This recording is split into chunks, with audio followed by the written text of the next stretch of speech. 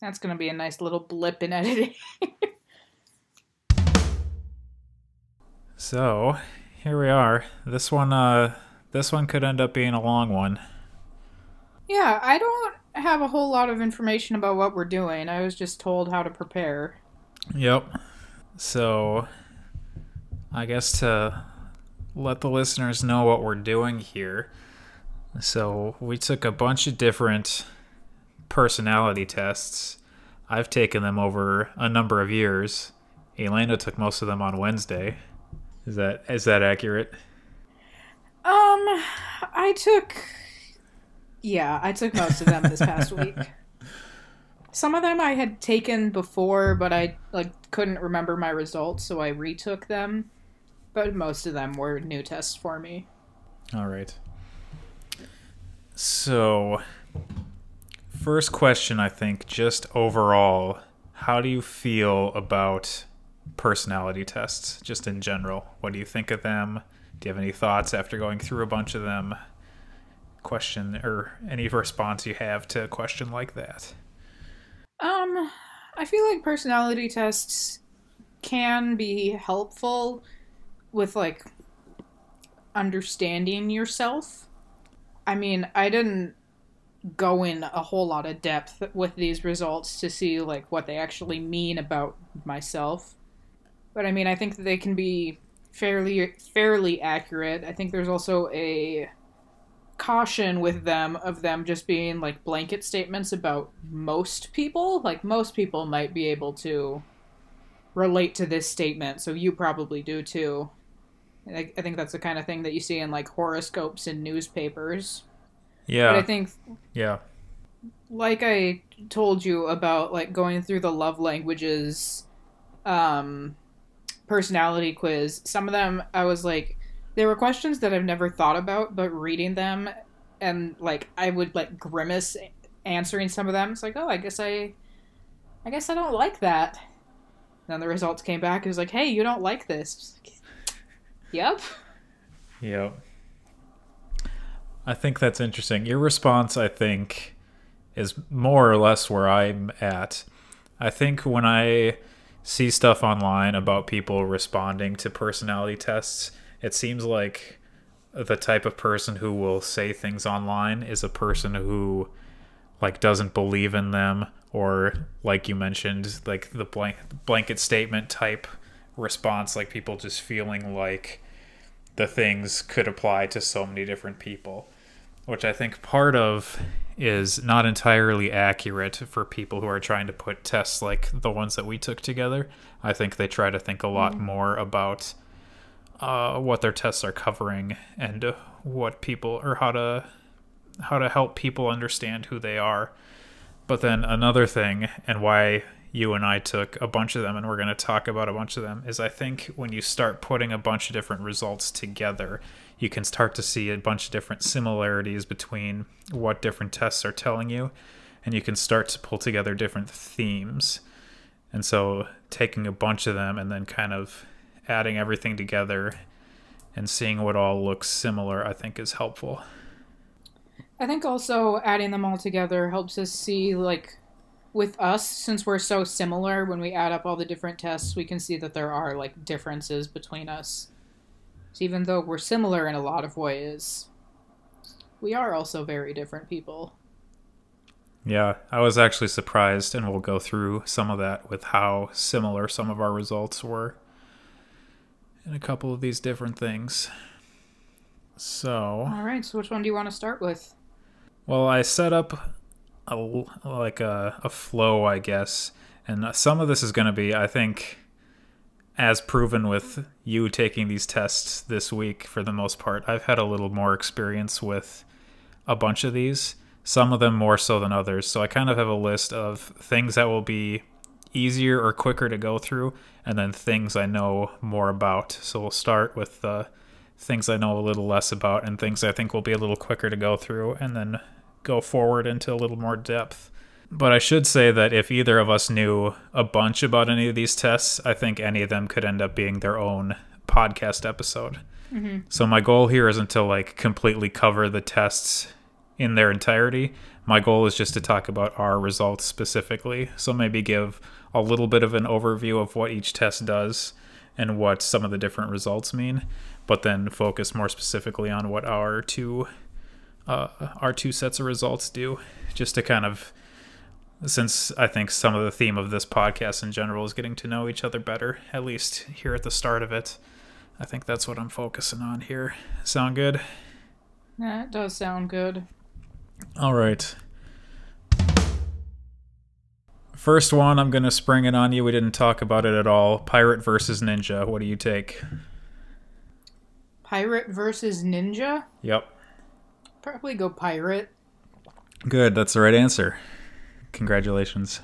Thank you. Is that because I thought very hard about it. Yep. Is that because we went to Park Center? Because that's why I choose pirate. That's probably part of it. I also just think, like, ninjas are, like, cool, but you don't see them. Like, you can see a pirate. Indeed you can. Also, if I were to choose a type of pirate, it would definitely be like an old-timey Pirates of the Caribbean type pirate. I think piracy today, either in its seagoing form or in its internet presence form, is a little scarier to me than thinking about something that doesn't exist anymore. Yeah, I definitely wouldn't choose current day pirate, but old pirate. Yep. Are ye landlubbers? Yep. All right. Well, moving on from that, we're going to go into the one I asked you after I sent you a whole list. Are there any that you want to do? And you sent back Hogwarts House, which I accepted and said, let's go through. And I said, do I have to do what Pottermore said I am, or can I say what I want to be? And you said, go through both. Well, it turns out I went back through the Pottermore test and I got Gryffindor without trying to get Gryffindor. Emily accused me of trying to get Gryffindor.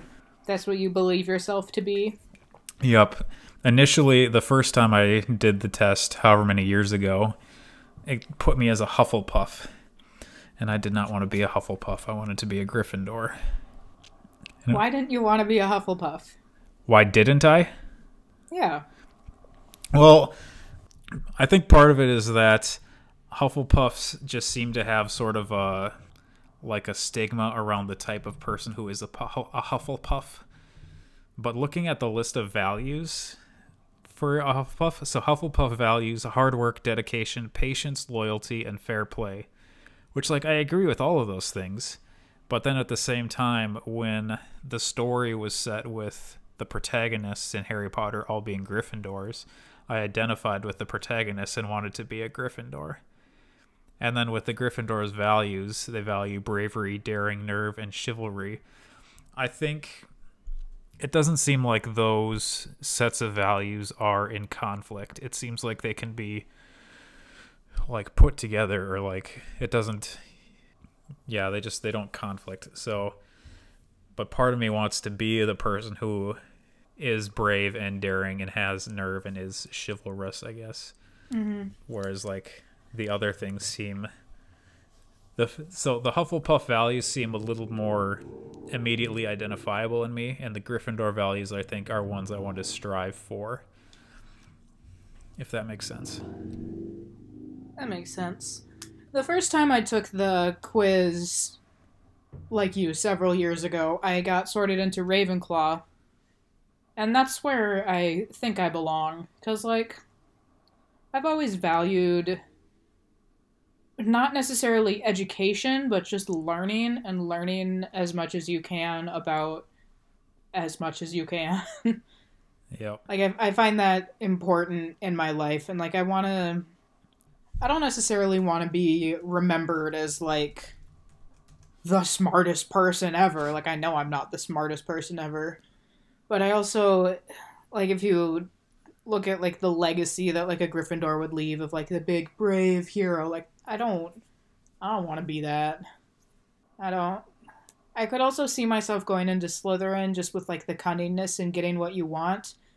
But I also feel like I don't exploit my ability to get what I want. Like, I know I can get what I want if I want to, but I don't want to turn people against me because I used not fair ways to get what I wanted. It's just kind of backtracking from what I didn't want to be. I landed myself back in Ravenclaw when I thought about it. Interesting. So, would you happen to know your Patronus? I did that test too. I took it once, but it was something dumb, and so I forgot about it immediately. Yeah, you know what I got? I sent you what I got, so do you remember what I had? It was like a cat or something? Yeah, a freaking cat! Who's gonna put me with a cat as my Patronus? Are you kidding me? Are you allergic to cats? I am allergic to cats. Also, it's not that I don't like cats. I think there's a lot when it comes down to cat person versus dog person, where it feels like you need to love one and hate the other. And I don't hate cats. I do like cats, but I love dogs. So I'm definitely more of a dog person than a cat person. And I don't understand how cat is what it came up with for me. I don't know. I don't know how that quiz works. I feel like I have a better understanding of the house quiz. Yeah, for sure. So we'll get into, as we go through these and we get through each different test, we'll kind of reflect back on what they relate to in other ones. But do you think you have any relation between your Ravenclaw-ness and any other results before we get too in-depth with those? I would say, I guess kind of with the StrengthsFinder and both the Myers-Briggs, there's a little bit of overlap with just like the always learning and wanting to like trust. Well, I guess in the Myers-Briggs I got intuition, and I feel like to have a good sense of intuition you need to have learned something. Yeah. So I guess more so with the StrengthsFinder, one of my strengths was learner. Yep. I feel like there's a big overlap there. Makes sense. I think for me, I had the opportunity of asking you before thinking about it myself, so I don't have anything to reflect on just yet. But we'll see as time goes on here. Next one up is the love language test. So for those of you who don't know, there are, according to, I don't know where this came from, but there are 5 love languages, which of course I don't have up in front of me right now, but your results showed it, didn't they? Yeah, the 5 love languages are acts of service, receiving gifts, physical touch, quality time, and words of affirmation. All right. And then your results, you were a pretty straight up quality time in your results. Yeah, my number 1 love language was quality time, and then there was a tie for second place, and it was receiving gifts and words of affirmation, followed by physical touch, and then absolutely not acts of service. Yep. And then for me, I had a fun time. Go ahead. I had a fun time taking this one. Yeah, I don't remember, what was this test like? It's been a while since I took it. They gave you like 2 options. It was like, which one is more meaningful to you? It'd be like, you come home after a long day and someone does something for you, or you get to spend time with the person that you like. All right. And you would just like pick one of the 2, and then it would kind of head to head do the different things. Gotcha. Yeah, my results from this, they switch, I think, depending on the situation between physical touch and quality time. And so I think this test is meant a little more specifically for romantic relationships, but I think love languages can also be seen in like friendships and things like that. Mm-hmm. So for me, physical touch is definitely one that's more on a romantic relationship type relationship, whereas quality time is definitely for both, but is stronger in like a platonic relationship or a friendship than physical touch is. Mm-hmm. And then yeah, I was kind of surprised that quality time was the highest one, because when I was taking it, I was like, wow, I'm answering a lot of questions that like I like receiving gifts. Yeah. And I do enjoy spending time with people, and I think that does go into the sort of romantic relationship and the platonic relationship. Like, I want to be able to spend quality time with people. Yeah. Something I've reflected on with quality time is that I have a difficult time being the person initiating like a hangout or something like that and feeling like I know that the person wants to be hanging out with me. Does that make sense? Mm-hmm. So like for me, quality time means a lot more if the other person initiates, because then I know that they want to be hanging out with me, which I think has led to me spending a lot more time by myself in different situations when I could have just been hanging out with people or getting over myself and kind of stretching myself in those ways. Yeah, I think the biggest thing I got from this test was acts of service. I don't understand the rating scale of these, like how they rate it, but I can understand 0. Yeah. So acts of service 0. Because when I was reading the questions, it was like, someone did something, like you were behind on your tasks and someone did one of them for you because you were so stressed. And just like the thought of someone doing my work for me, I do not like it. And those were the questions that I was just like, no. Literally anything else would be better than that. That's funny. So I guess I'd much rather do my own work, even if I'm stressed and having a hard time doing it. I want it to be my own. Yeah. And I think some of this is related to how you answered the questions. So you probably answered none of the questions related to acts of service as though you were interested in that or wanted that. Mm-hmm. So that's probably why you got a 0 on that. And then another thing with the 5 different ones is I can kind of use the different like the different love languages or the ways that someone expresses those things for folding them back into quality time. So like words of affirmation or acts of service or receiving gifts, it's like someone was taking the time to either think of something to say to me or to get something for me or to do something for me. So a lot of it bends back into quality time for me. Yeah, I could see that. I think one of the things when I think of quality time, though, I like to have quality time with someone, at least personally. I don't always feel like we have to even be, like, doing anything or getting those affirming words or getting together to give each other gifts. Like, if I am friends with someone and I can just, like, sit on their floor, I'm satisfied with that. I mean, if they're there. It'd be weird if I was sitting in their apartment and they weren't there. Agreed. And then I think another thing to think about is not only how you receive love, but how you give love as well, or how you show your love for other people. So do you think that list that you have is the same for receiving as for giving? Like, do you think quality time is the main way that you show other people that you love them? I don't know. I think it's probably one of the top ones. One of the things I really enjoy doing is I like giving other people gifts, and even not necessarily something with, like, monetary value.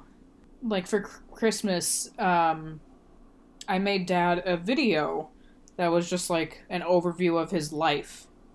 And, like, he loved it, and I loved doing that for him. Yeah. And giving him a gift that was meaningful. Yeah, you definitely killed that. Yeah, I was talking to Grandma when I was making it, and I was like, I'm gonna make Dad cry. And then, like, 15 seconds in, I look over, and there are just tears streaming down his face. I did it. Yeah. I was over at Em's today, and in her playlist was Rocky Mountain High, and it made me think of that. Yeah, because he said it was a song that he liked growing up, and so I took that and ran with it. Yep, you did indeed. And I think, again, to relate this to other tests or other results we have coming up, I think in terms of giving gifts, that's a thing that comes up in some other places for your results. Mm-hmm. But again, we'll get to that when we get there. And then I guess to round it out for me, I think that quality time is a way that I show other people love as well. Like, the easiest thing for me to do is to show up to something. Like, if someone has an event or a party or a whatever, like, the easiest thing for me is going to the thing Mm-hmm. And it's hard for me sometimes to understand why other people don't go to the thing. Yeah, because it's so easy to go to a thing. Yep. Even just to make an appearance if that's what the time you have. Yeah, if someone would like to see me somewhere, I try and be there. Yep. Alrighty. Moving on again. We move to the DISC test. By the way, while I'm thinking about it, I'm going to put links to all these different resources in the show notes. So if you're on whatever podcast platform, or if you go to either the YouTube notes or to the Patreon notes, I'll have links to different stuff so you can see what we are talking about and what we have been talking about. So, DISC. This is one where we use DISC in a couple of different jobs that I have had, and I think it's more geared toward work styles and who you are as a person in a work environment. Mm-hmm. And so this thing I pulled here, DISC is a personal assessment tool used to improve work productivity, teamwork, leadership, sales, and communication. So DISC measures your personality and behavioral style. It does not measure intelligence, aptitude, mental health, or values. DISC profiles describe human behavior in various situations. For example, how you respond to challenges, how you influence others, your preferred pace, and how you respond to rules and procedures. So when I was at camp, the last job I had, I was a lot more familiar with it because that's what we were using in that setting. So my familiarity has waned a little bit in the, I guess, years since we were really focusing on this stuff. But we'll go over it anyways. Your results, this pie chart that you sent me, is not like anything else I've seen before. Where did you take this test? Did you just find a free thing somewhere? I think I just Googled, DISC personality test and took the first one that came up on Google. Yeah, because it's the right words and it's the right thing, and it makes sense to me. I just haven't seen it before, so I was curious. So the way the DISC works is usually... So there's D, I, S, and C. Let me pull up the thing here. So D is dominance, I is influence, S is steadiness, and C is conscientiousness. And so there are different behaviors for how you function in a work environment, basically, related to each of these letters. And typically a person will have one of them as a primary and one of them as a secondary. So the one thing that when you look at some of these different resources, it will say that people aren't just one or just two of these things. They are all of them, but that people will lean more heavily towards one or another based on their personality, their work environment, their whatever it may be. So for the listener, that is how that kind of works, or what the foundation of this test is. Let's go back to the results here. Your results are interesting. Oh, and I just lost the headphones. One moment, please. I'll talk for the time being. Yeah, go for it. Hearing that, the description of the test is interesting because I didn't really do any research on it. It was literally just, Erik said do the DISC test, I guess I'll Google DISC. And so hearing that gives some good background, and I think it makes my results make a little bit more sense than just seeing the 4 words. Just what does this mean? Yeah, so looking at your results, typically a person will have, like I said, one of them that's the primary and one of them that's the secondary. But your S maxed out over 50%, so I think you might just be a straight S.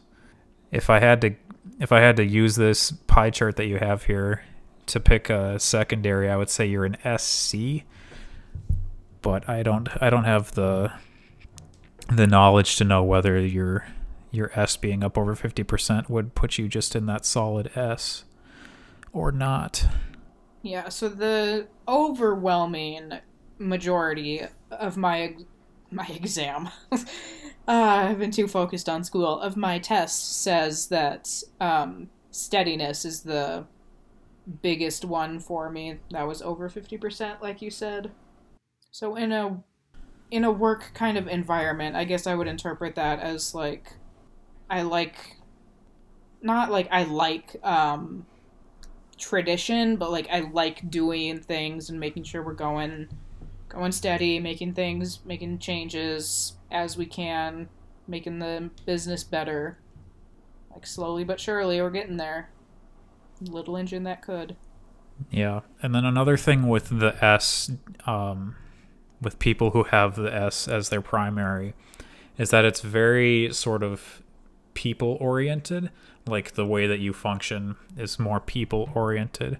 So looking at some of these notes here on this resource that I'll have for you, a person with an S style is motivated by cooperation, opportunities to help, and sincere appreciation. They prioritize giving support, collaborating, and maintaining stability. Described as calm, patient, predictable, deliberate, stable, and consistent. Values loyalty. Yeah, that sounds like me. Values loyalty, helping others, and security. So I guess you beat me to the punch there. That does sound a lot like you.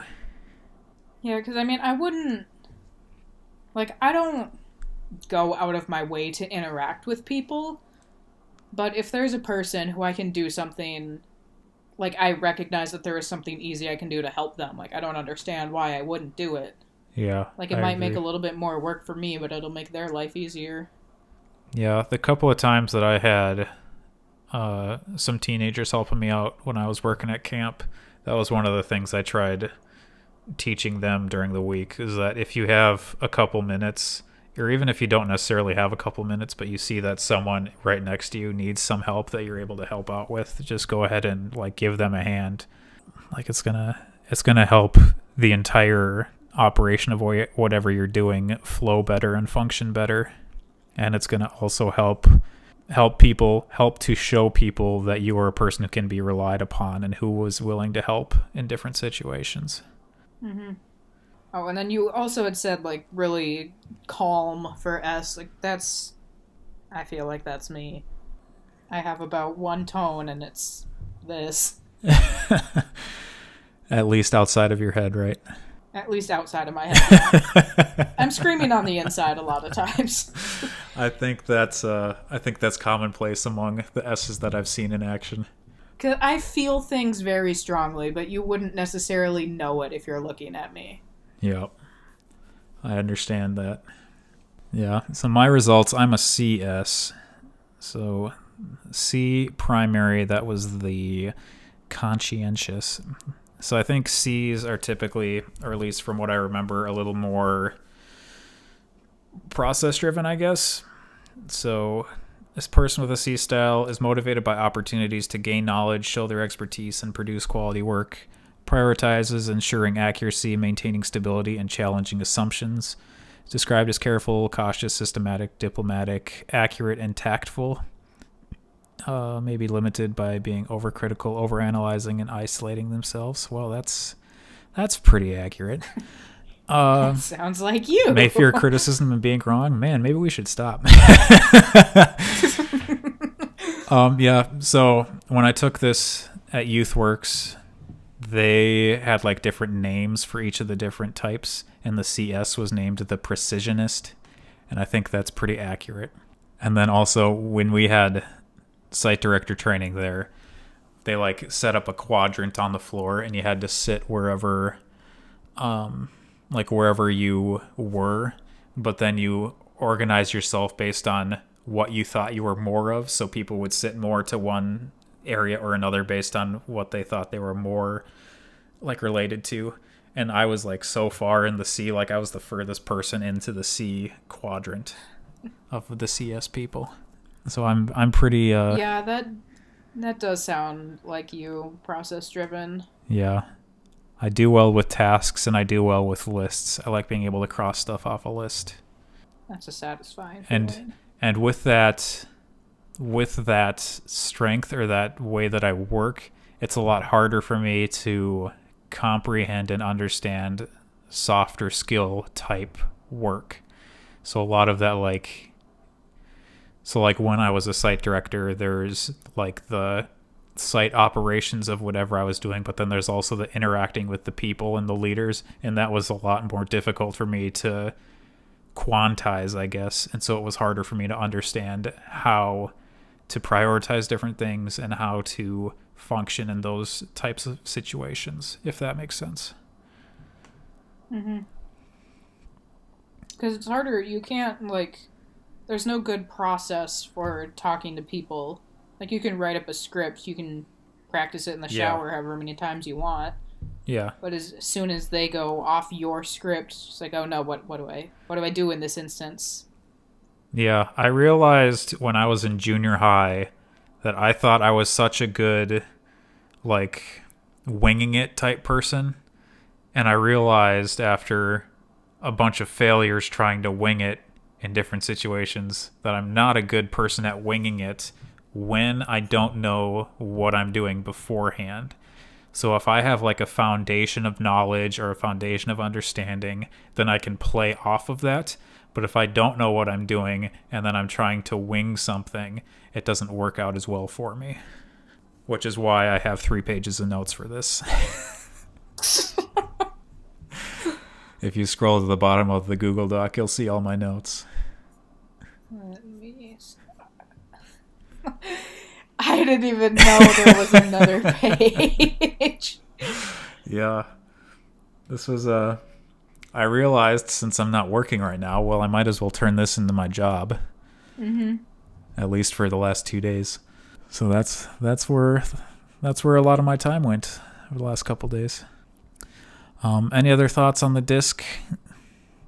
There's probably a whole lot more we could talk about, but like I said, I don't remember it as well as I used to. Yeah, I think it's an interesting test, especially the way you explained it after not getting any explanation from myself. Yeah. And then Emily is also an SC.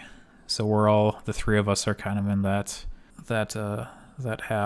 hemisphere of the pie chart, I guess.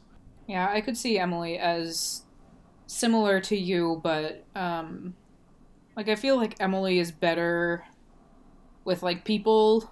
Yeah. People. But she does enjoy her lists and whatnot. Yeah. What do you think Mom and Dad are? I think Dad's probably a CS or an SC. Mom might have like a CD or even a DS. I don't know. There are a few people who have 3 like qualities that will come up over whatever line. So they'll be like a DCS or whatever.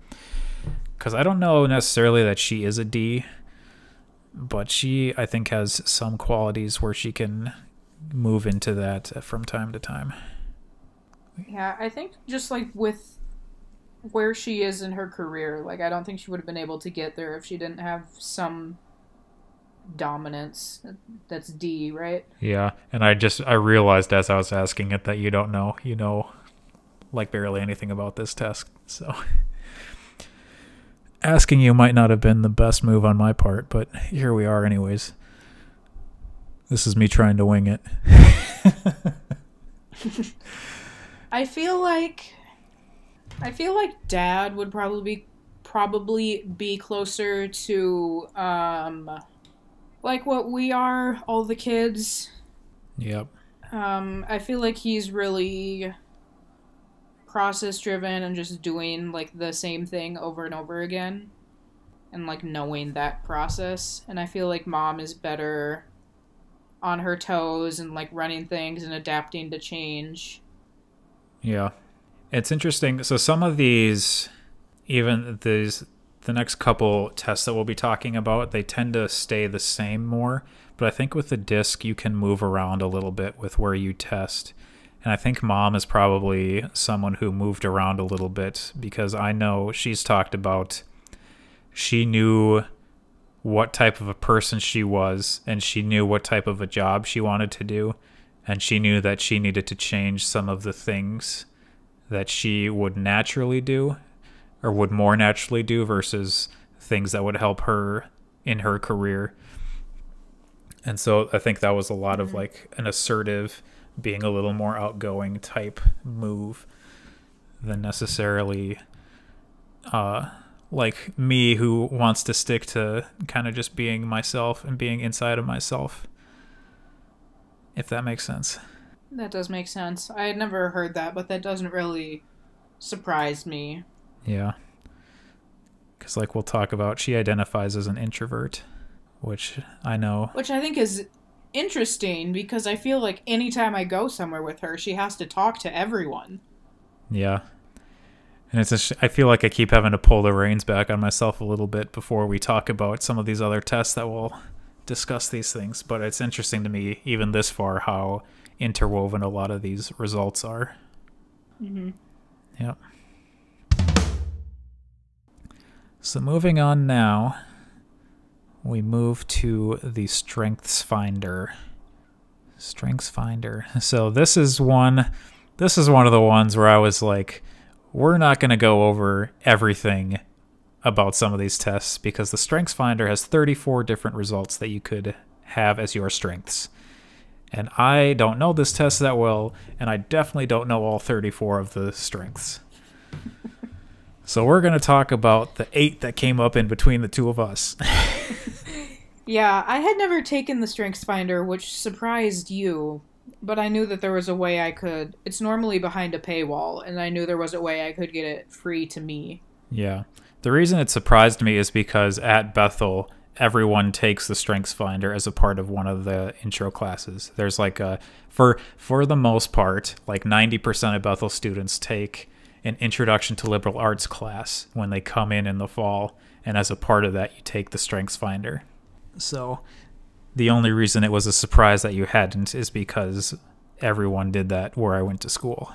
Yeah, I think it's a little bit different with our school experiences. Yeah, and then I've taken it a couple other times since then in a couple of different settings. So the other thing before we jump into this is that a lot of people, from what I've heard, a lot of people think of strengths differently than what this is a test run by Gallup, like the polling people, Gallup. Mm-hmm. And so Gallup means this to be more of themes for your life or themes for how you function as a person. So like some of our things wouldn't necessarily be considered as strengths when you go through them, like the definition, but they make more sense when you're thinking about them as themes for who you are as a person. That makes sense. So like this first one that we're going to talk about in depth will be one of those. But let's go through the lists first before we get too far. So do you want to read off what your results were? Yes.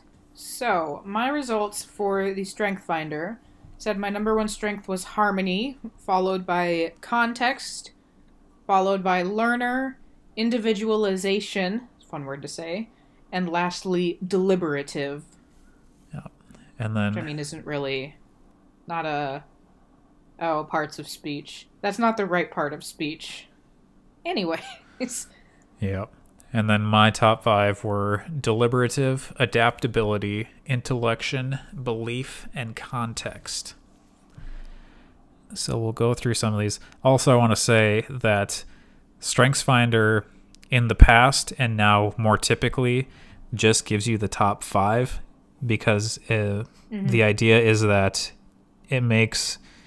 you can make more movement or you can make more progress if you focus on your strengths and raising your strengths rather than focusing on your weaknesses and trying to raise your weaknesses.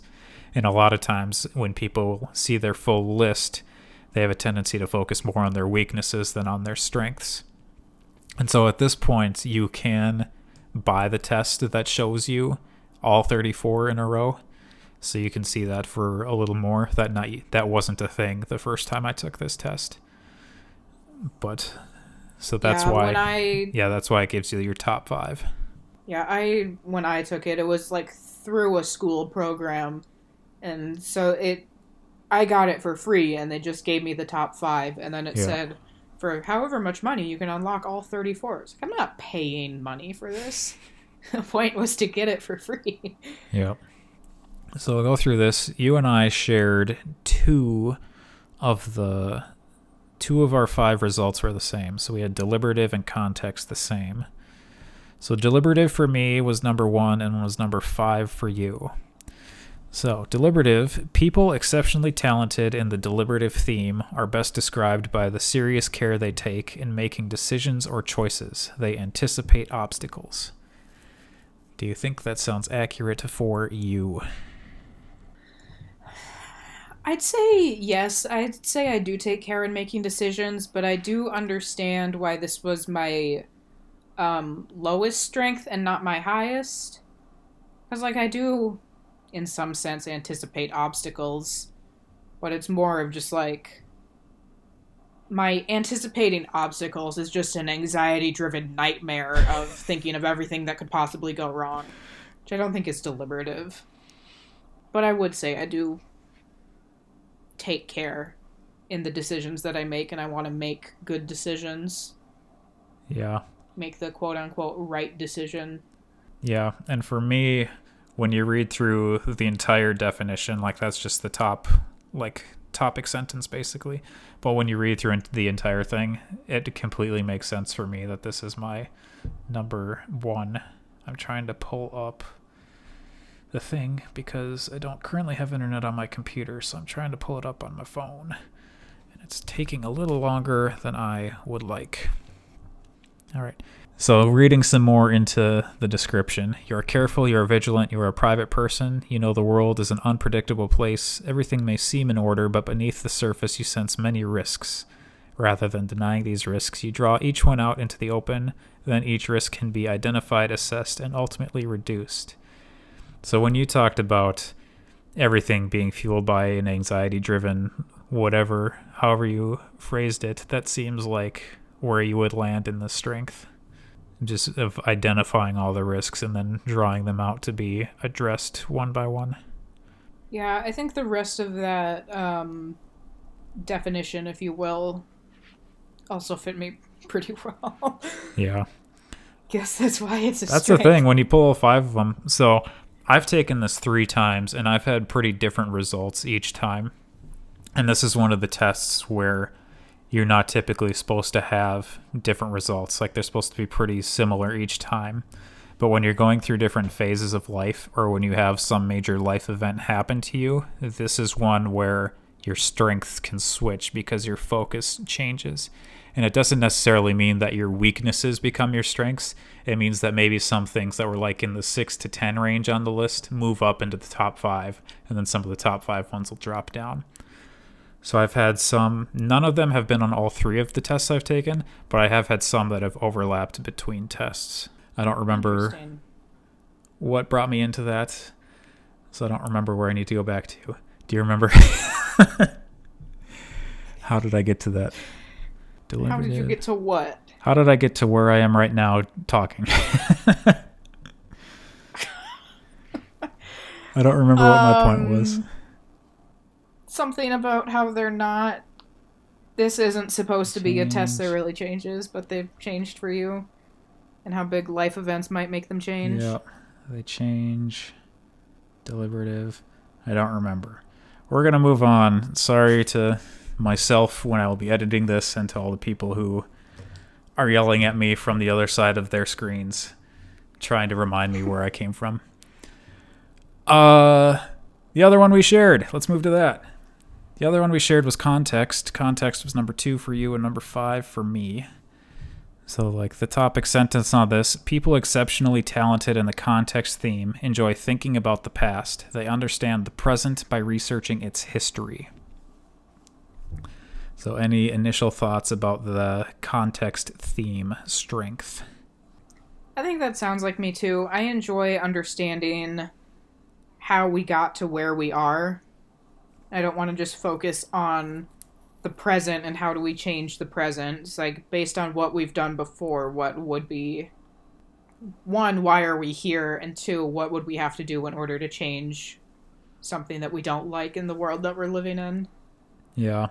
And I think these couple sentences here summing up the theme do a pretty good job of summing it up. Because for me as well, like, context is a major word, especially when I was in school and we're doing oh my gosh, I guess just like Bible study in general. but like literary study, I think, is closer to what the actual term is. But just like understanding that things come from a certain context. Things are written to people in a certain context, written by people in a certain context. There's a whole bunch of history that explains why people got to a certain place. And that's true not just for books or for the Bible, but for life in general. Like, we are where we are because a bunch of different things happened in the past.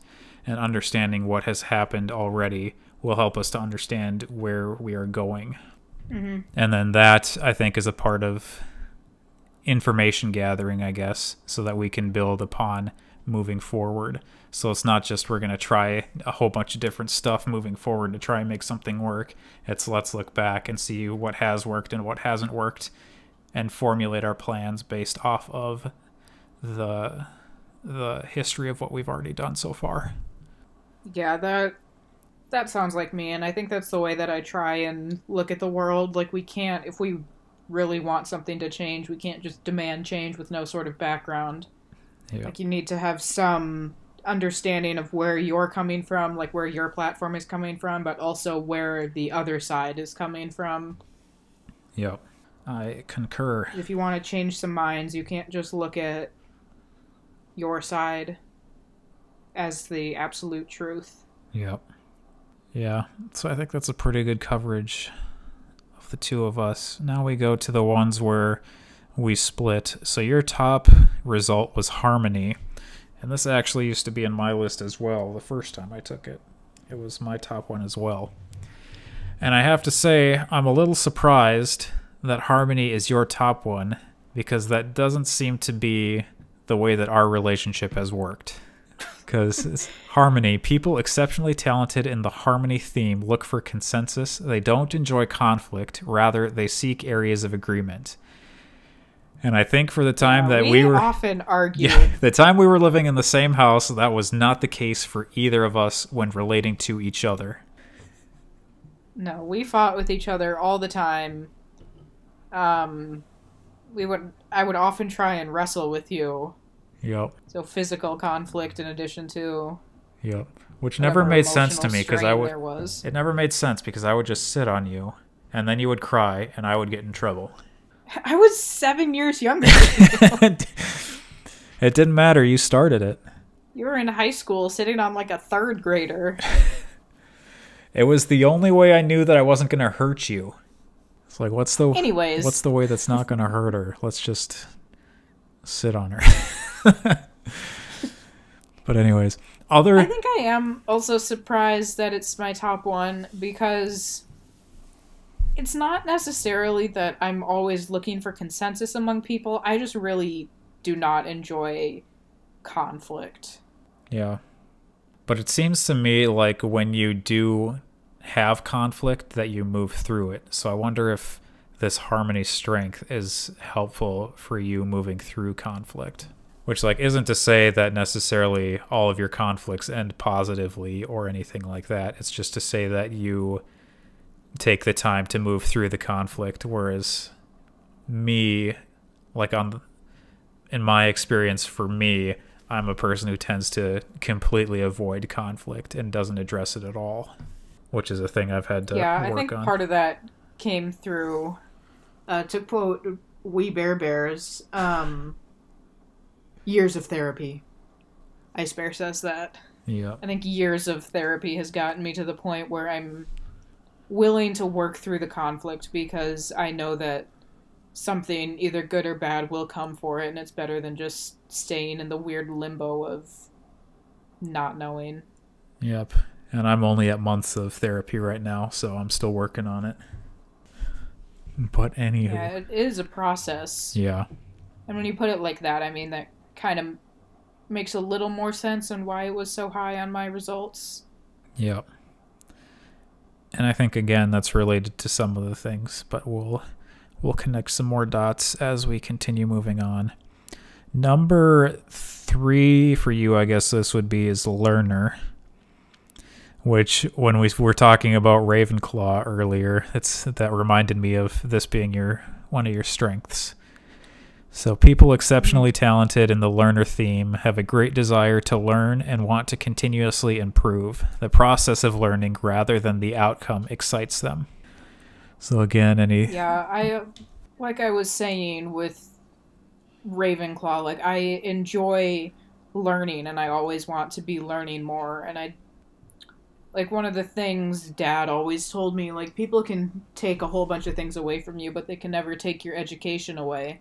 Yep. Like what you learn that in some way is going to stick with you for as long as your brain continues to function. Yeah. And I want to learn things. Yeah. Part of this theme, some of it is similar with us and some of it is different with us. So one of the themes I used to have was a theme called input. And part of the deal, or maybe the whole deal with input, is that a person with input is more focused on having the knowledge and collecting the knowledge and not necessarily so much focused on the process of getting the knowledge. So it seems like the learner one is more focused on the process of learning, whereas the input is more focused on having the knowledge and being able to use or being able to just have it available to you. So that's still... I think I would like to have a lot of knowledge, but I mean, I'm willing and I enjoy doing the work to obtain the knowledge, which I think is where it's what differentiates it between learner and input. Yeah, which was where I would much rather just have the knowledge if I didn't have to go through the process of the learning. Like, I would much rather just be able to play the guitar. I don't want to have to take the time to learn how to play the guitar. That's not as interesting to me. Which is probably why I'm not a very good guitar player. And the number, I guess this is 4 for you, is individualization. So this wasn't what I expected it to be.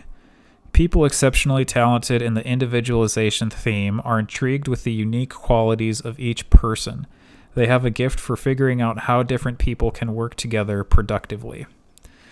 So my first thought with this was that individualization was going to be much more about the person who has it identifying as an individual very strongly. But it's actually identifying other people's individuality and what helps them be who they are and what helps differentiate them from other people. And my thought that I wrote down here is that it seems to pair well with the harmony strength. Like you're able to, like as a part of having harmony, you're able to recognize the other people and you're able to see what they're bringing in. Yeah, I think out of my top 5 strengths, that would be the one that I'm least confident in, I guess.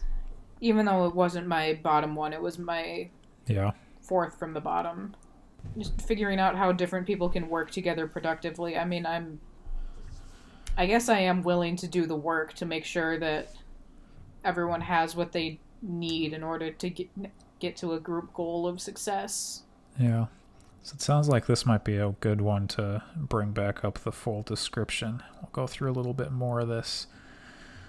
Your individualization theme leads you to be intrigued by the unique qualities of each person. You are impatient with generalizations or types because you don't want to obscure what is special and distinct about each person. Instead, you focus on the differences between individuals.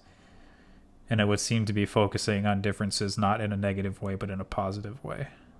And I think it's a pretty similar... That fuller definition seems to make a little bit more sense to me. Yeah.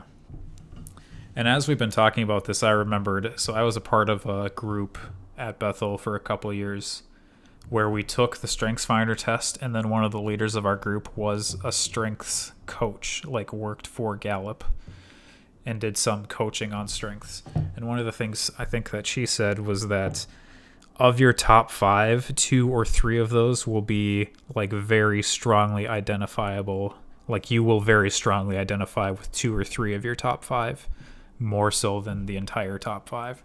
So it may be that this individualization one doesn't fall into that 2 to 3 that you really connect with. Mm-hmm. I mean, I'd like to think that I can appreciate differences with others. And I mean, I'm working towards trying to Like understand why other people are the way that they are, and not in like a bad way, understanding what makes them tick. Yep. That was a Harry Potter reference. Um, but I mean, I guess I don't really see that in myself right now. Like, I guess, as you were saying, with you aspire to be a Gryffindor, like the bravery and the chivalry, I guess I would aspire to be someone with the individualization strength. Yep. That makes sense. So going through your list, a question that I had come up that probably relates to a couple more is how much team building have you done? And then sort of how or have you been in a leadership position? And how do you think these strengths have been evidenced in whatever leadership things you've done? And then as you move forward, do you think that some sort of a position like that interests you, specifically in like a work environment? All right. So for leadership positions, my main two, I was a drum major in our marching band in high school, and I guess context was kind of important for the marching band. Just being able to look back and recognize that the band was this huge thing, and in past years, this is the excellence that we had, and that's what we were striving for. That helped me better understand where I wanted to focus my efforts on making the band be as good as it could be. Um, as for current leadership positions, I'm an officer in a club that is called the Society of Women in Physics and Astronomy, and we're trying to build a place for women in physics to come where they can talk about their struggles in some form of a safe environment, and then we can like build up women in physics because of their underrepresentation.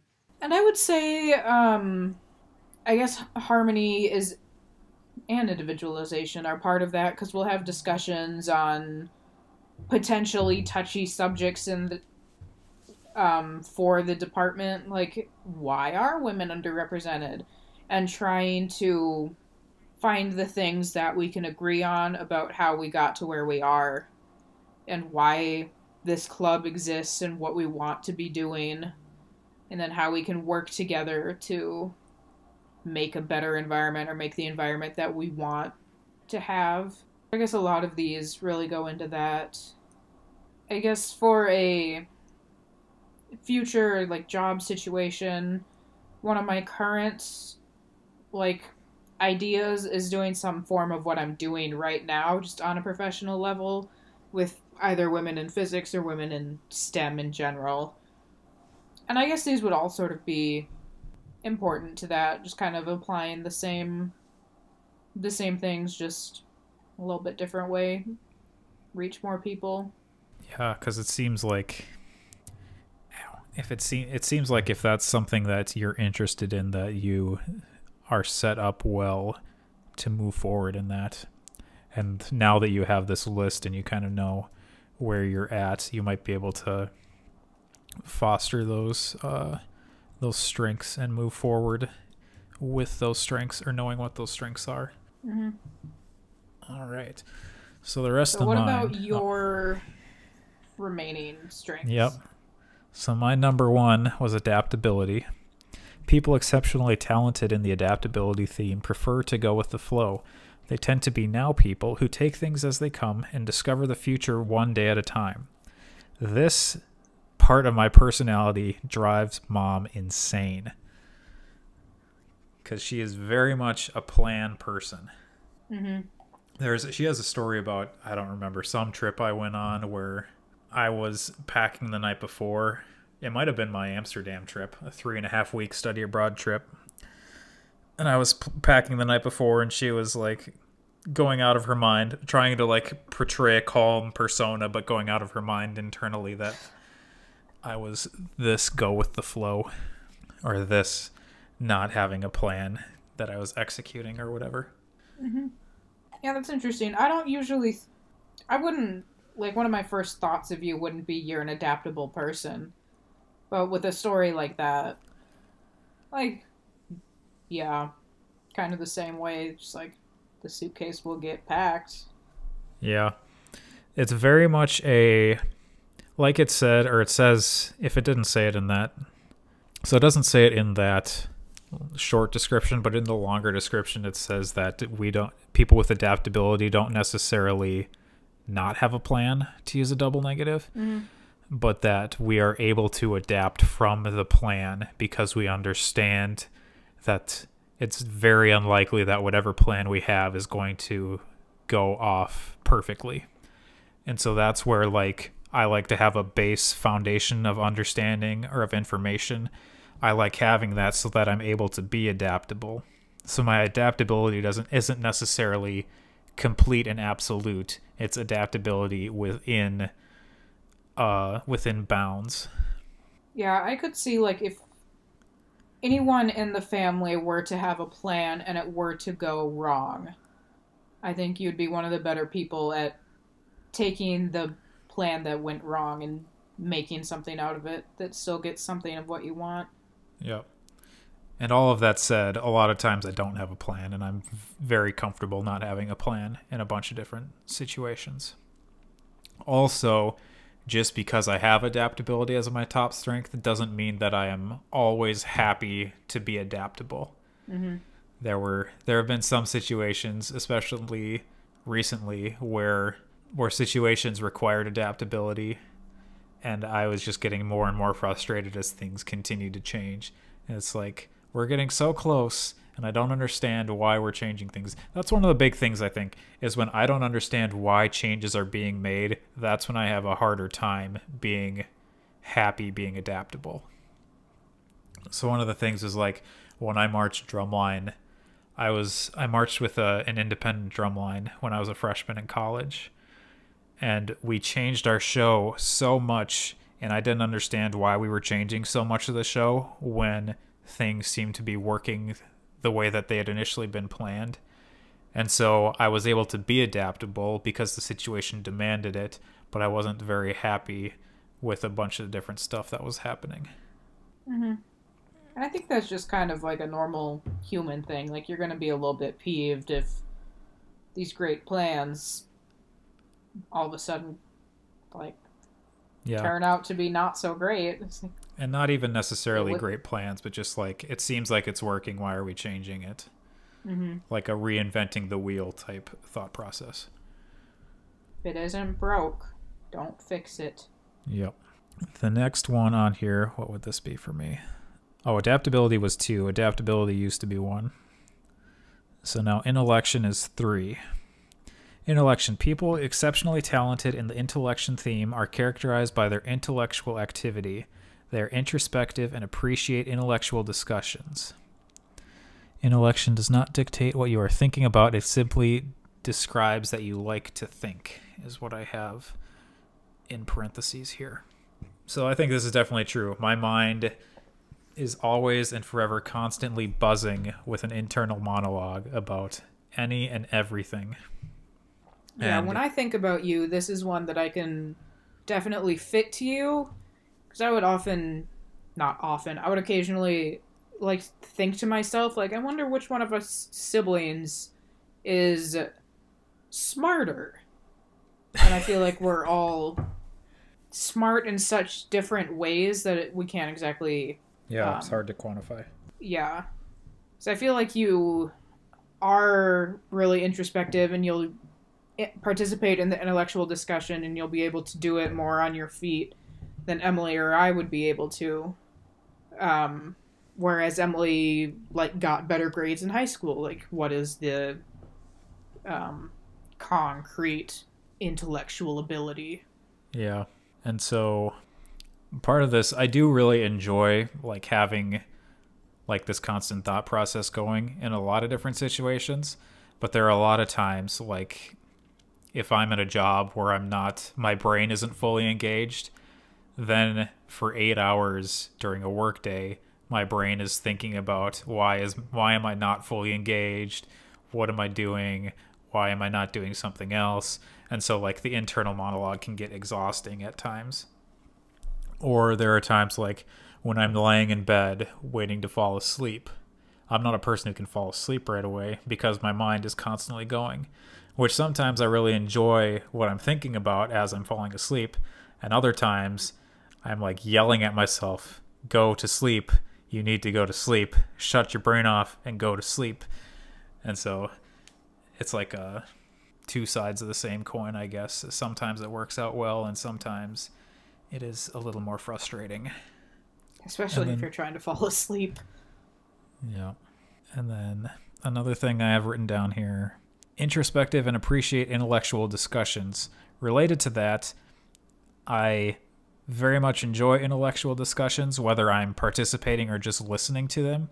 But one thing I absolutely hate is small talk.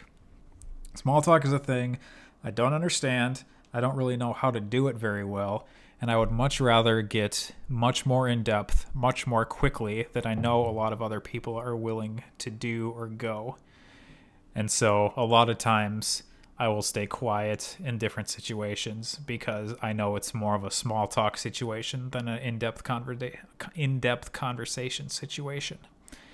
Plus, or I should say that I also acknowledge or recognize that small talk is a way to get into the deeper conversations, but I would much rather skip the small talk and just go straight into an in-depth conversation.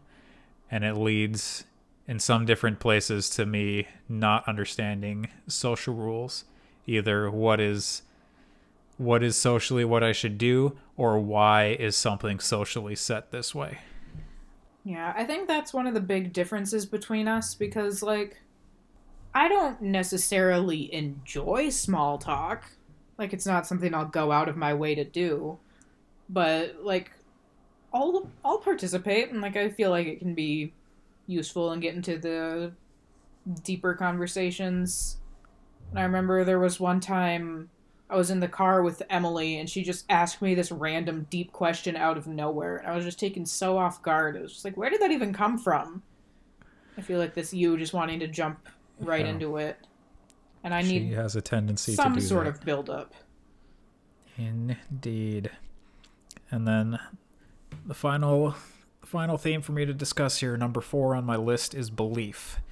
So people exceptionally talented in the belief theme have certain core values that are unchanging.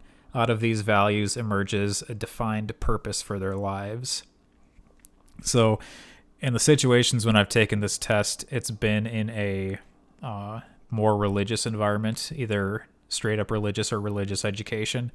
So they focused on, when discussing this theme in particular, that this doesn't necessarily mean a religious belief, but like it says, a certain core values belief. So there are things that I personally hold to that I'm not willing to compromise on or move from or whatever.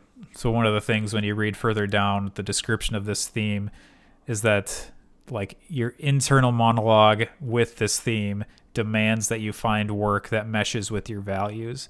So it's very hard for me, or it has been in some of the different jobs I've had that have just been jobs to help me get by and survive, to be comfortable or be happy in that type of work. Like, I very strongly want to find work that meshes with my values. Yeah, which is I've seen part that of why in it's you been too. hard to find a job. Yeah, I've seen that in you with just your struggle to find a job. Yep. Because I see that you want something that you're passionate about and that you care very deeply about and are willing to do the extra work on. And just with the field that you want to go into, that's kind of hard to find. It's even hard to find the field. Yeah, and I'm very ready and willing to move 100 miles an hour in one direction, full speed, full force. I just need someone to point me in a direction I want to go and not one I don't want to go. Because I will go full force in a direction I don't want to go, but I will be very unhappy about it. Mm-hmm. And then some of the other core values I'm sure we'll talk about, but it's a lot also of why I went through the academic programs I went through, of just learning about things in college and then continuing to pursue learning about those things, like justice specific related issues or whatnot for why I continued through in the different academic programs I went through. Mm-hmm. And I would probably continue to do those things academically if it didn't cost the amount of money it costs. Yeah, because at one point you were talking about how you were interested in law school, but you weren't interested in actually practicing law. Like, you didn't want to be a lawyer. You just wanted to have all of that background, which you could use in a different setting. Yeah, which would be the input theme, wanting to have the information, even though not necessarily wanting to use it in that way. I was more interested and still am in philosophy of law and why laws are the way they are. But I think the best way to learn about that is not to pay the amount of money that is required to go to law school. Because the only way you're going to make that money back is as a lawyer. Yeah, the hundreds of thousands of dollars. Yeah. Plus, it's an insane workload. Which I got better as time went on about the amount of schoolwork I did. But I never, in no semester did I ever do all of my homework. That's relatable. There was one day in this semester that I had to go to work unexpectedly, and I emailed my professor. I was like, hey, I have to head into work and I'll miss class. Can I email you my assignment tonight instead of turning it in person? My professor was like, oh yeah, no problem. Then I just never emailed it to him.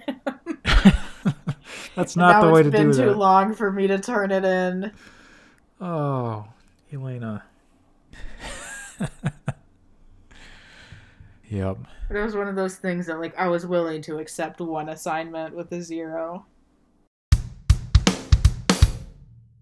Hey everyone, this is Erik stepping in to let you know that the 2 out of 3 podcast is a self-funded production. Those of you familiar with the podcasting universe know that, with regards to production costs, this is a largely crowdsourced platform. However, I realized 2 things. 1, with the current state of the world, there are probably a lot of people who are a little long on the free time and a little short on the funds. And 2, this podcast is in its infancy, and you may want to hear more before deciding whether supporting us financially in any way is something you're interested in. I completely understand these points, so let me just give you some information to stick in your back pocket. Patreon.com is a website dedicated to connecting a large number and variety of creators with patrons who help fund projects they love. Funding can be given in increments in as little as $1 per month. This podcast you're listening to right now, the 2 out of 3 podcast, has its own Patreon page, patreon.com/2 out of 3 podcast. The great thing about this site for us is that it is more than a crowdsourcing site. It's a way to connect with the people who listen to the podcast. We can post some content exclusive for patrons, and we can post some content that is completely free to the public. If now or at any point in the future you are interested in supporting the show financially, head over to patreon.com/2 out of 3 podcast to go through that process. And even if you're not, head over there to see the different things we post related to the episode or to whatever else we might have to share. To learn more about the site and the show, head over to patreon.com/2 out of 3 podcast. That's all one word in lowercase with the number 2 and the number 3 in there. Patreon.com/2 out of 3 podcast. Thanks for listening and thanks for your support. Now back to the show. Moving on to the Myers-Briggs test. So... this was one of the very few that I had actually taken before. This is one that I definitely took, like, the real, actual Myers-Briggs test when I was at Bethel. Like, that same class, I think, that I did StrengthsFinder freshman year. But since then, I've just been doing the free 16personalities.com whenever I've looked at that. So I'm going to go back there right now to look at the list of the letters. Actually, I might already have it open. Let me go back here. But anyways. So this is one of the places where you can see that we're similar people. Because we had the same letters. Yes, and I was completely shocked that you were an INFP the same as me. This is another one that I've known more, or I should say, I knew more about my own personality type, not necessarily about what all the letters were. But looking back through it, I would have expected a couple of different ones from you. So, for people who are not familiar with Myers-Briggs test, there's the 4 different letters refer to 4 different traits, I guess, for lack of a better word. And then in each trait, you can have one letter or another relating to 2 different basically juxtaposed positions. So for the first letter, we both scored as I. It stands for introverted. The other letter you could have is E, and that's extroverted. So introverted individuals prefer solitary activities and get exhausted by social interaction. They tend to be quite sensitive to external stimulation in general. Extroverted individuals are the opposite, prefer group activities and get energized by social interaction. They tend to be more enthusiastic and more easily excited than introverts. So this I'm not surprised that you're an I, and that I'm an I, and that Emily's an I, and that Dad's an I. But then where I think people get confused is that Mom is also an I. And this is where I kind of want to talk a little bit about introversion and some of my thoughts about introversion. So introversion refers more, I think, to how you recharge than to how you interact with people. So to take Mom as an example, Mom appears to be very outgoing and is very outgoing, and she relates to different people. She interacts with a lot of different people. As a part of her job, she's interacting with people. But in order to recharge, she goes more into that solitary mode. So like when we were growing up, a lot of her recharging was like going into her room, reading a book, watching a TV show, whatever. And that was how she was recharging. It was not about how she was relating with other people necessarily. It didn't mean that she didn't like relating with other people. It meant that it took a certain amount of effort and then she needed to recharge afterwards. And I think that's the big thing about introversion that a lot of people, when they just make random comments, don't understand. It's like, me as a person, it depends on the people who are around, but I don't necessarily dislike being around people. It just exhausts me rather quickly, or like it makes me more tired. And I score very highly on the introversion as compared to the extroversion. And so I understand like needing to be by yourself, but there comes a certain point where I can't be by myself anymore. And 3 weeks, 4 weeks, however many weeks into quarantine, it's very apparent that, as has been shown by previous moments in my life, I'm starting to go a little stir crazy being by myself. And so it's a thing I like. I think the way you described introversion with Mom gave me a better understanding of why Mom would be an introvert. It's because, like you said, an introvert isn't someone who doesn't like spending time with people. Like, there is still that social aspect. We're social beings who need to be able to interact with people on some scale. But just the recharging. Because I guess, like, when I come home and I see Mom, like, on her phone or watching TV, that's a solo activity. And that's her recharging after the day. I was going to say something. So specifically going back to an earlier conversation in this podcast, this is the one thing that Mom and I talked about where she mentioned having to focus more on getting outside of her shell and approaching other people as a part of what was going to help her be more successful in her career.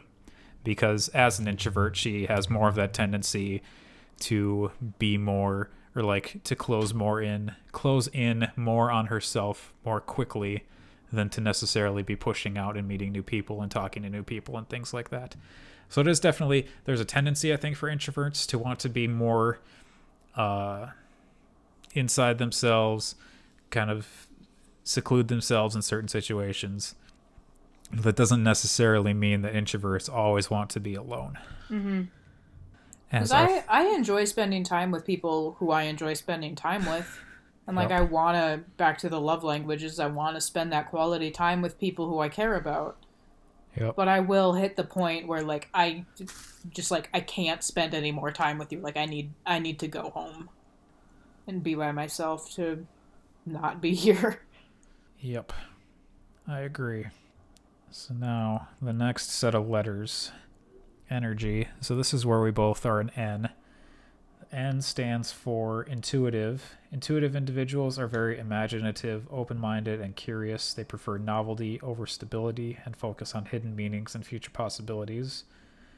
The other flip side of this is S. S stands for observant. Observant individuals are highly practical, pragmatic, and down to earth.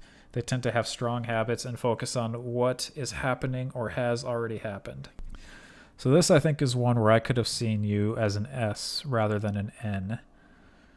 So just with those sort of brief descriptions, what do you think about how you scored? Can you read the first sentence of the N again? Intuitive individuals are very imaginative, open-minded, and curious, versus observant individuals are highly practical, pragmatic, and down to earth. Yeah, I feel like either of those could be me. Like, I'd say I'm a fairly down-to-earth person, and I think about things in a practical way. But I also think that I strive for creativity, and I want to be open-minded and accept people, and accept as many people as I can, in some sense. Yeah, I would agree. And it's also worth noting that these test results are on a spectrum, so it's like there's like strong S all the way at one end, strong N all the way at the other, and then people fall in the middle somewhere. So like for Emily, I talked to her about this today, and she said that this one and the next one, they were so close that it's hard to distinguish between whether she's an S or an N, or whether she's an F or a T on the next one. Yeah, and when I took this, I remember I took it when I was in high school, and I was going through the time of my life where I was putting out a whole bunch of content on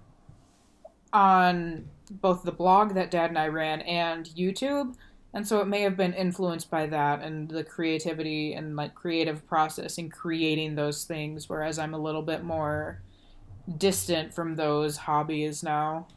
Yeah, and me too. The next letter, we both were an F. F is for feeling. Feeling individuals are sensitive and emotionally expressive. They are more empathic and less competitive than thinking types, and focus on social harmony and cooperation. And then the T, thinking, is the other side. Thinking individuals focus on objectivity and rationality, prioritizing logic over emotions. They tend to hide their feelings and see efficiency as more important than cooperation. This is one where I think I personally could lean to T or F, but have typically gone more F. And having learned some more about your results from other tests, I understand why you're an F on this, especially with the focus on social harmony and cooperation. Yeah, I feel like with you being surprised about me being an N, I guess I'm kind of surprised that you're not a T, because I think of you as a very logical person, and not feeling, but not relying on the feeling over logic. Yeah. And this is a thing in the next test that we have to talk about, that we can talk about some more with how I come out there. But I'm definitely a person, at some point, either when I was in junior high or high school, I decided that I wanted to be like a typical stoic Scandinavian, which after taking my DNA test makes no sense since I'm like 6% Scandinavian. But we live in Minnesota, so here we are. I wanted to be a Viking. So I think that comes out with not necessarily showing the emotions, but in terms of, I could maybe go either way, is that I value that the rationality and the logic, but I also value the feelings, the sensitivity, and the emotions that I do feel. I just don't necessarily show them. Mm-hmm. But in terms of the competition, that definitely is not true. I'm a very competitive person. Yeah, no kidding. The amount of times I've seen you yell at the TV. Yep. Erik, they can't hear you. And that's something Mom said is one of the places where I am more likely to show emotion is during sporting events. Like if you've ever been to a football game with me, I am not shy from hiding my emotions there. But I think part of it is that for men, that seems to be a more socially acceptable place for men to show emotion, especially the types of emotion that are shown at football games. so I'm not afraid Do you think you necessarily. show more emotion in sports because of that social expectation, or because you truly just feel more strongly about sports than you do about, say, other things? Yeah, there's part of it that's that social expectation. And then I think part of it is that sports in general, or that type of competition in general, brings out those emotions very strongly. Like the sports that are my favorites that I identify most strongly with are the ones that are much more intense. Like I enjoy football a lot more because of the very physical nature of it. I enjoy hockey a lot because of the physical nature of it. I like NASCAR a lot because of the intensity and the high speed, high stakes type environment that the competition is in. And whereas baseball is something that I liked a lot when I was younger and has fallen off more because it doesn't have that much emotion that immediately apparent, or that much intensity that immediately apparent. And plus it lasts for a lot longer and there are a lot more games. Whereas like a football season, there's only 16 games and so much is riding on every single one of those games. Versus a baseball season, which is 10 times as long, with 162 games, each one isn't necessarily as important. All that to say, Yeah, that makes sense. I show a lot of emotion during sporting events when watching and competing. Yeah, one story that I remember Mom telling about you is when you were little watching a football game. Someone like got hurt and they were laying on the ground and you were just like, run, run. And Mom was like, Erik, I don't think he can run. Walk, walk. Yep. That's not a thing I remember, but a story I remember. All right. And so then the last letter, we both were P. And Yep. what is P? It's a thing I have to do right now. No. P is prospecting. Prospecting individuals are very good at improvising and spotting opportunities. They tend to be flexible, relaxed, nonconformists who prefer keeping their options open, which would relate very strongly with my adaptability from before.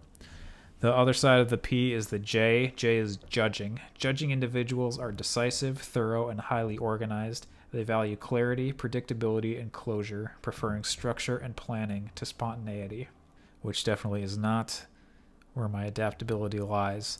I will say that I have grown through some of the work I've done to value organization much more than I used to, which, if you've ever been in my room and seen the mess that has ever been in my room any time in my life, you'll know that organization has not always been my highest priority, but has definitely grown since then.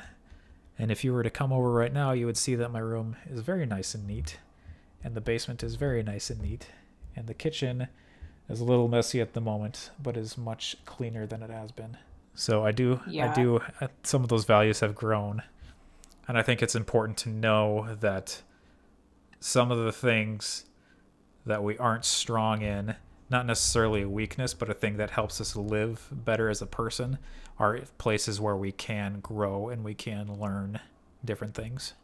Yeah, just hearing that description of the two, perceiving and judging, I feel like the introversion, this is one that we can both strongly agree on.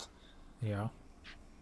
So all of that, after going through all of them, there are 16 different types based on different letter pairings that a person can come up with, which is why the website I'm going to link to is called 16 Personalities.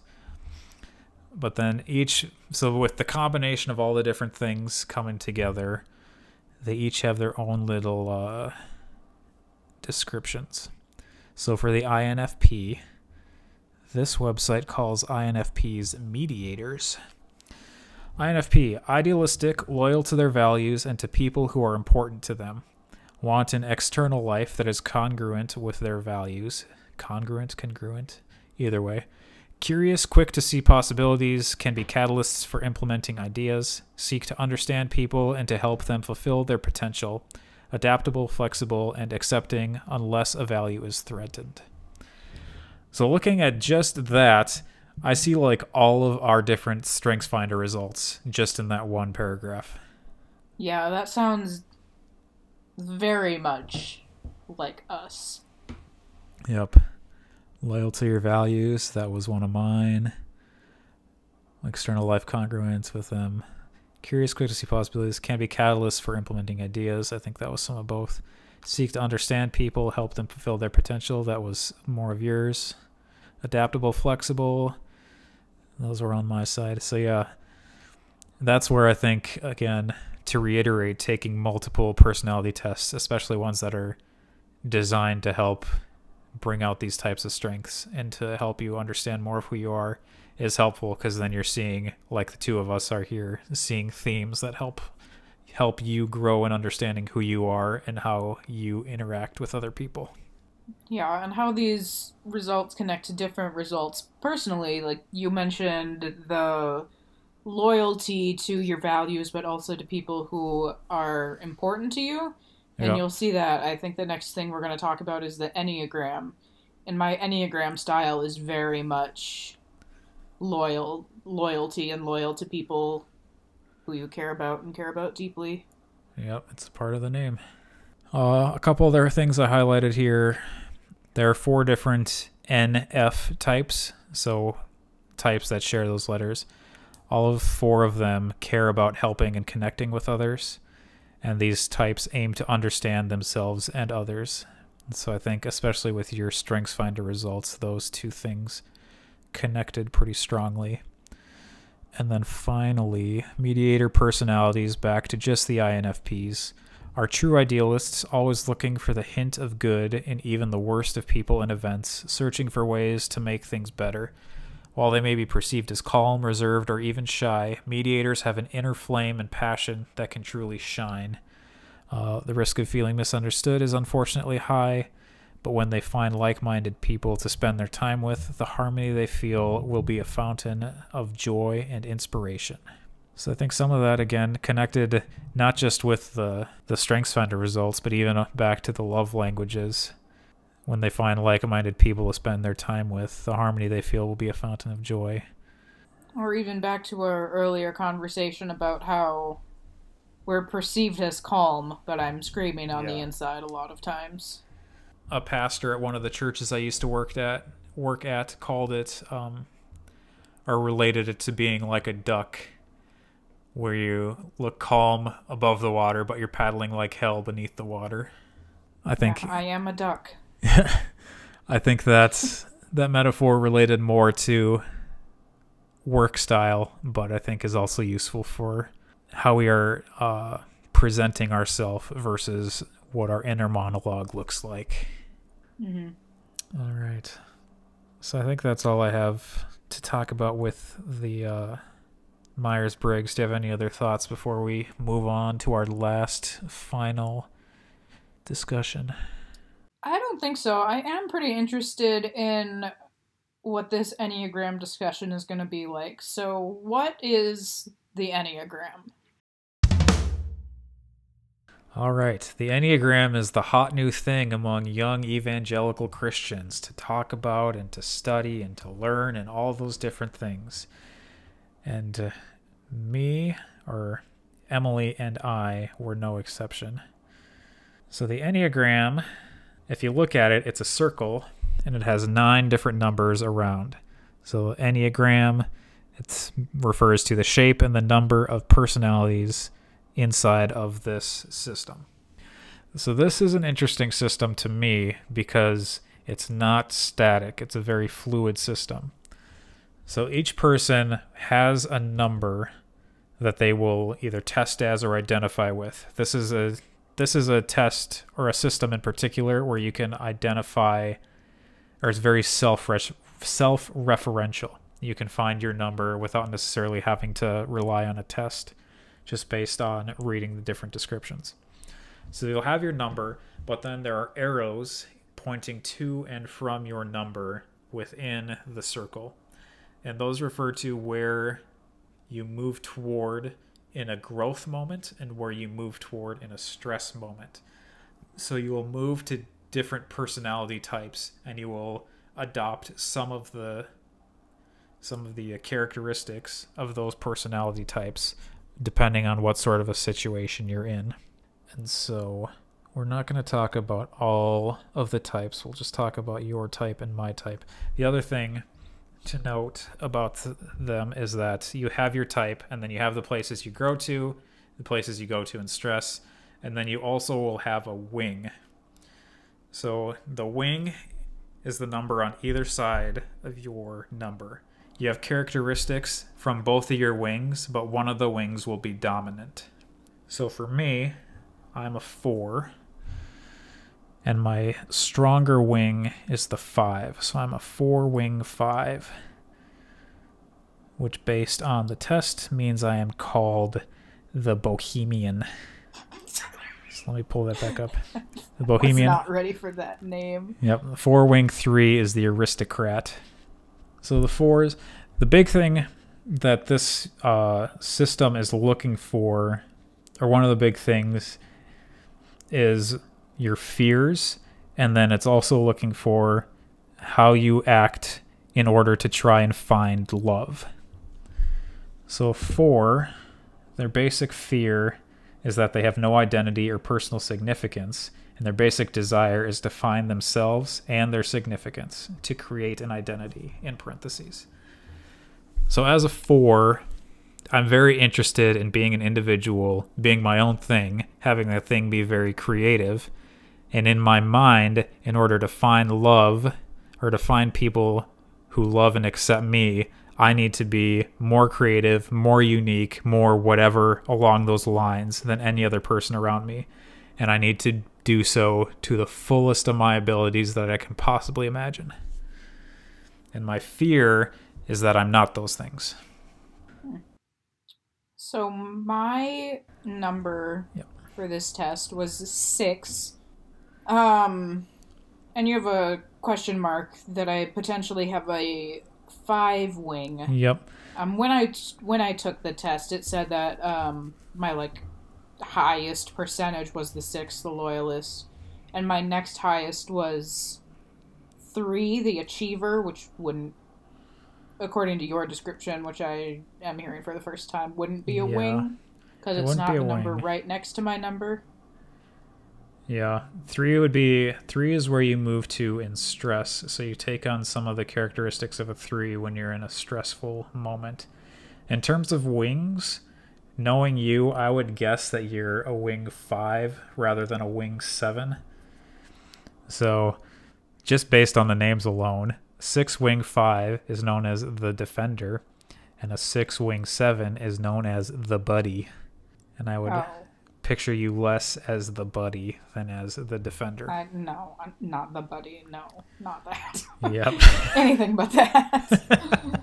So it's important to know more than just your number with this one. It's important to know what the characteristics of all the other numbers are, because you have so much interaction with other numbers, not just your own one.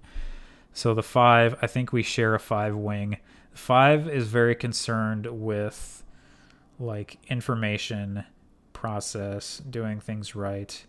It would be better if I was more closely interacting with this like I was 6 months ago or 9 months ago, but I'm not. So we're doing this kind of off the top of my head. So that's what a 5. A 7 is much more needs to be doing something different all the time, and they're constantly looking forward to what the next best fun thing is that they're going to be doing. So their focus. Sounds like mom. Yeah, so that's part of the thing. Mom is really hard to identify. Even she doesn't know whether she's a 5 or a 6. And the hard thing for me in trying to help figure out what she is that 7. Whether the 7 is the thing she's rising to, or whether the 7 is her wing. Because she also has characteristics of the 5 and the 6 and the 7. The thing for me with her is whether she has some of those 8 characteristics, because that's one of the things that she connects to. So your connections are to the 3 and the 9. Emily is a 9, and the 9 is the peacemaker. So I think that connects a lot with your harmony. I should just have all these open, but again, I don't have internet on my computer at the moment. Oh, I have freaking... I have a document I meant to pull up here. So I have a document that I was going to share with people, but it ended up being an 18-page document, not a 9-page document or a 2-page document like I thought it was. So I won't be sharing the 18-page document with people in its entirety. But let me find it and pull it up so I have something to refer to. So let's so my focus on yours the first. loyalist type, the description from the Enneagram Institute, it's just random words. The committed, security-oriented type, engaging, responsible, anxious, and suspicious. And I think that's me. A lot of the questions I remember answering in a security-oriented way. Because, like, one of my big concerns in life is money. And, like, I'm not in a bad financial situation. I just want to be sure that if another emergency happens or my car breaks down again, that I am secure enough in my funds that I'll be able to live. Yeah, and sixes are kind of known I'm a very responsible person. Sixes are kind of known for their planning and for thinking ahead to what could go wrong so that they can anticipate those things and respond if and when those things happen. So one of the things that made me think of this for you was is it called a car hammer or whatever it was for Christmas? The thing where, like, if your car ends up in water, you can break the glass. But... Mm-hmm. That is a type of thing that would be like the perfect gift for a 6 to be prepared for should that instance ever happen. Yeah, I was really happy with that gift because, like, I don't often think about driving off of bridges, but the security of knowing that if I were to, for whatever reason, drive off a bridge or fall off a bridge into the water, I'd be able to get out of my car. Yep. And for you, that's a much more natural thought, whereas for me, all of those, like, preparation things are a learned habit. So I don't think to get things beforehand. I think about getting things after something has already happened. So, like, I have this redundant system of having multiple phone chargers. But the only reason I have multiple phone chargers is because I've wanted to have a phone charger in a certain place and then didn't have one. So I was like, well, let's get another phone charger.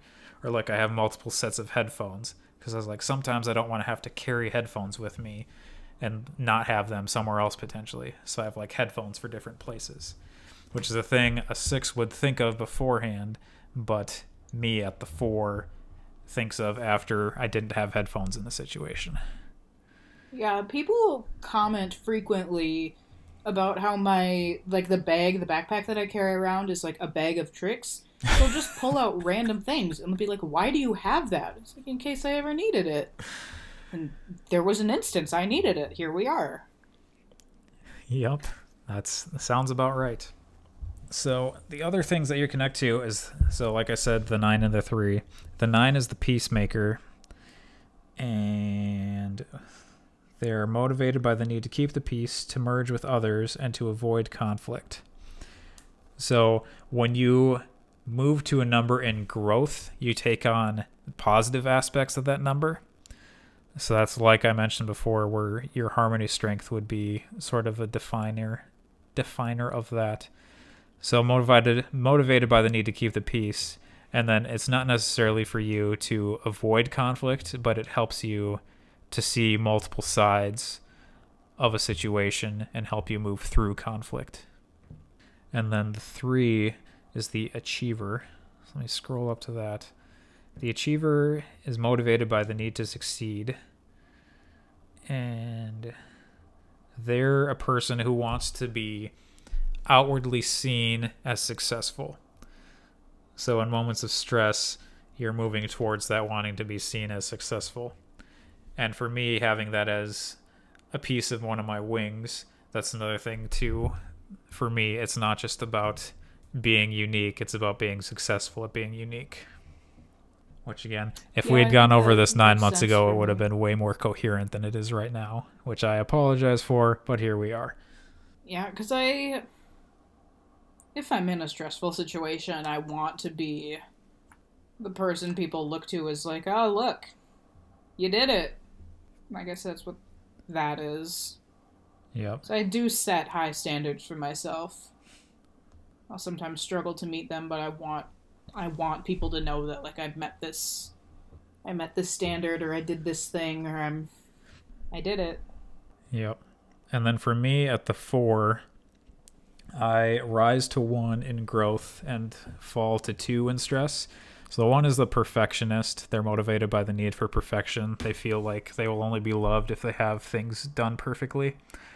And in terms of me pulling out the positive aspects of that, one resource I've used in the past said that the time when 4s are really getting things done is when they're rising to the 1, and it's not so much that they're completely focusing on the perfection, but but there's actually drive there to get things done rather than just kind of sitting and wallowing in why am I not this unique thing that I want to be. 4s are very good at wallowing. They sit in melancholy, which I have done often, which actually sort of relates falling to 2 and related to melancholy.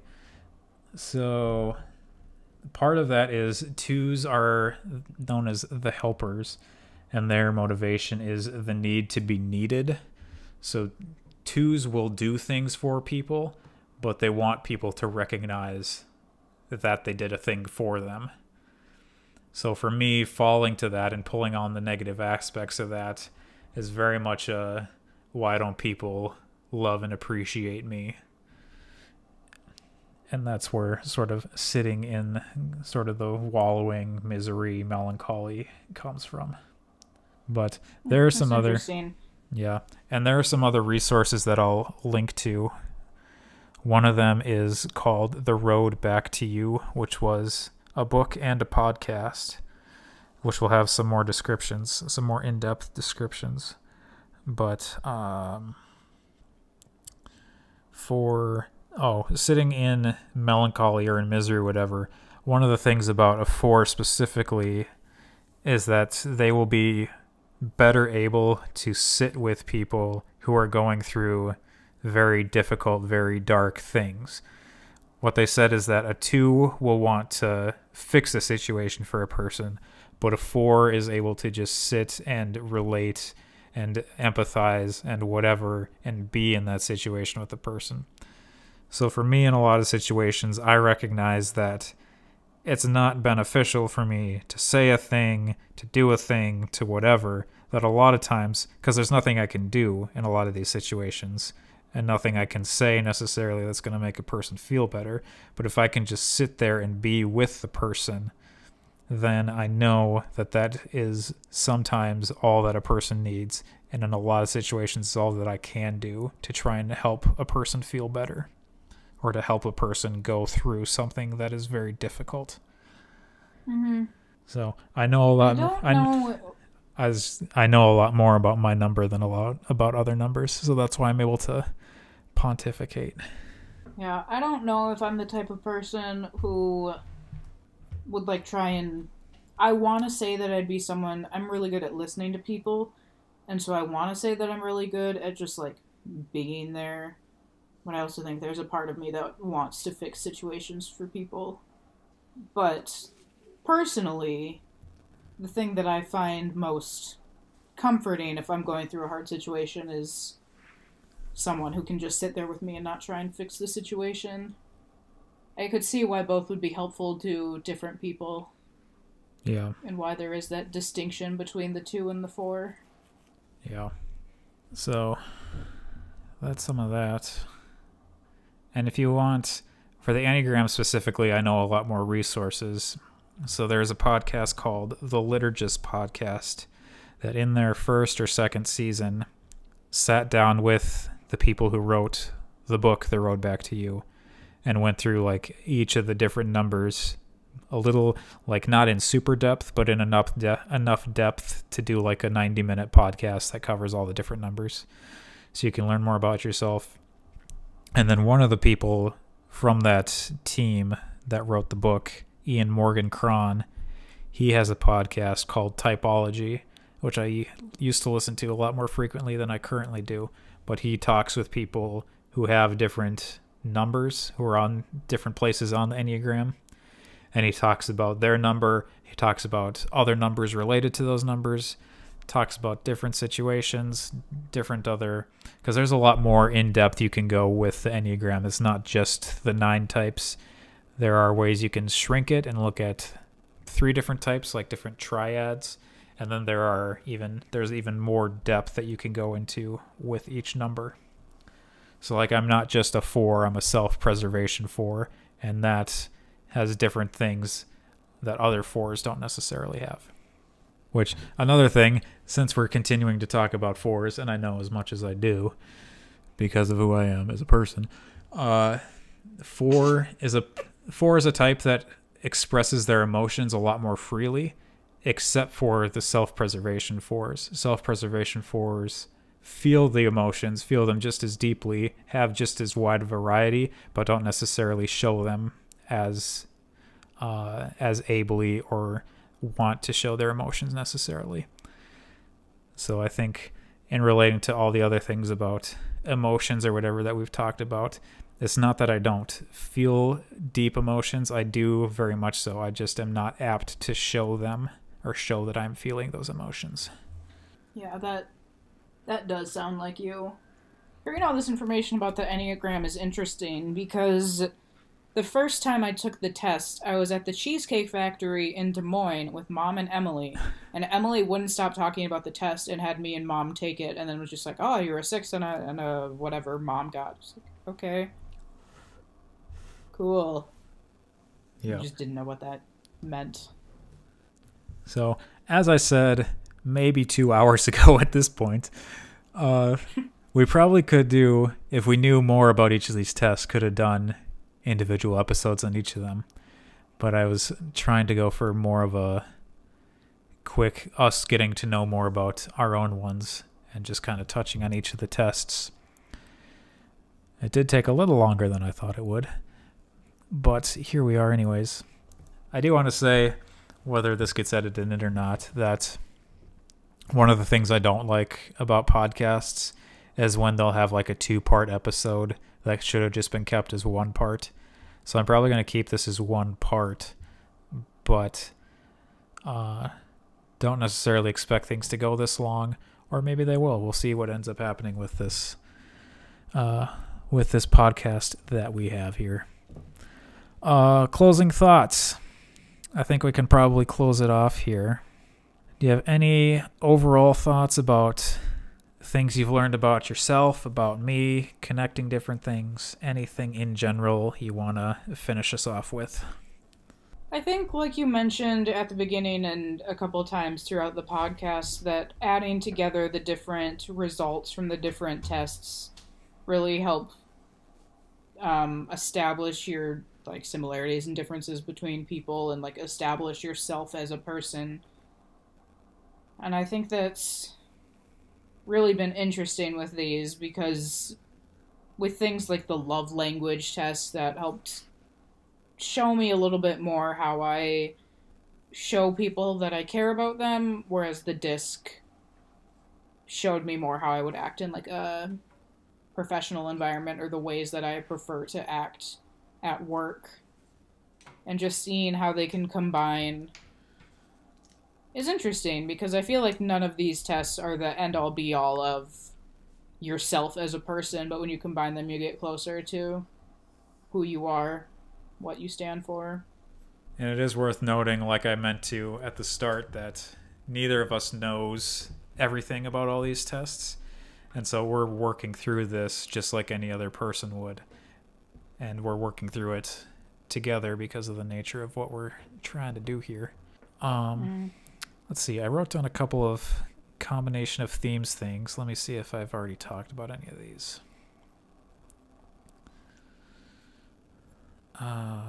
So, combination of themes.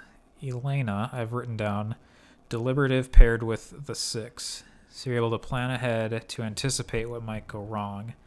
And you could even put context connected there too, with using the past to plan for the future. So absorbing and analyzing information that helps inform better decisions.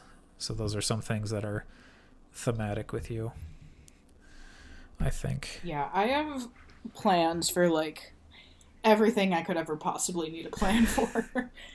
Yep, at least that you're aware of. Yeah, I have things that, like, I'll never use them until, like, I need them. Yep. And then for me, deliberative, using deliberative to make things happen, that's me rising from 4 to 1. So actually getting stuff done instead of just sitting wishing I was getting things done. So a lot of it is interconnected. And I don't think any of them individually is necessarily the end all be all. Even all of them together aren't completely descriptive of people. One of the things that the Enneagram people I've listened to talk about is how humans will make decisions that not only surprise other people and not only run counter to whatever type they have been typed as, but will surprise themselves because they didn't realize that they could do a thing, didn't realize that they would do a thing. Like, that refers even to the disc when it talks about we have all 4 of the DISC letters integrated within us. We're not all one thing. And I think that's important to remember. You never know how you're going to act in a situation until you're actually in that situation. Like, you can use the personalities to kind of make a guess of what you would do, but until you're there, you don't really know. Yep. You don't know how far you can be pushed as a human. Yep.